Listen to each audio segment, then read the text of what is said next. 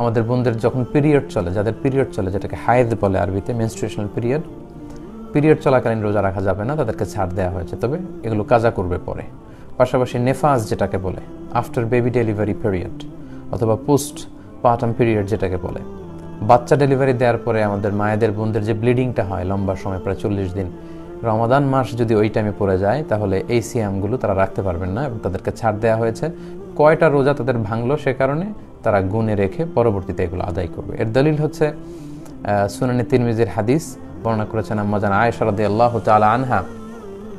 তিনি বলেছেন যে কুন্না নাহিদু আলা আহদি রাসূলিল্লাহি সাল্লাল্লাহু আলাইহি সাল্লাম। আম্মা জান আয়েশা বলেন, আমরা আল্লাহ রাসূলের যুগে যখন আমাদের মাসিক হতো, সুম্মা নাথুর, এরপর আমরা সুস্থ হতাম, ফায়ামুরুনা বিকাদাইস সিয়াম, তখন আল্লাহর হাবিব সাল্লাল্লাহু আলাইহি ওয়াসাল্লাম রোজাগুলো কাজা করার জন্য আমাদেরকে আদেশ করতেন, কয়টা ভেঙেছো কাজা করে নাও।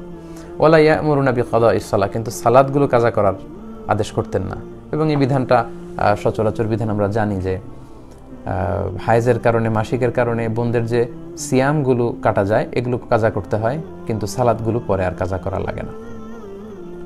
এবং আম্মা জান আয়েশা রাদিয়াল্লাহু তাআলা আনহা ওনার রমাদানে যে সিয়ামগুলো কাজা হতো এগুলো তিনি পরবর্তী শাবান মাসে প্রায় 1 বছর পর, 11 মাস পরে এগুলো পালন করতেন।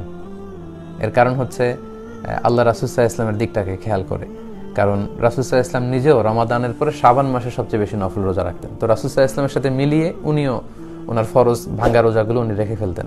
তাহলে হাজব্যান্ড ওয়াইফ আল্লাহ রাসূল সাল্লাল্লাহু আলাইহি ওয়াসাল্লাম এবং আম্মা জান আয়েশা দুজনে মিলে রোজা রাখছেন।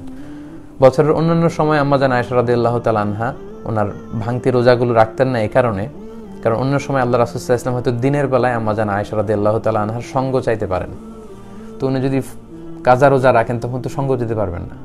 তো এই জন্য আল্লাহ রাসূল সাল্লাল্লাহু আলাইহি ওয়াসাল্লামের দিকে খেয়াল করে আম্মা জান আয়েশা শাবান মাসে, পরবর্তী শাবান মাসে প্রায় 10-11 মাস পরে শাবান মাসে ওনার কাজা রোজাগুলো রেখে ফেলতেন রমাদানের আগে দিয়ে।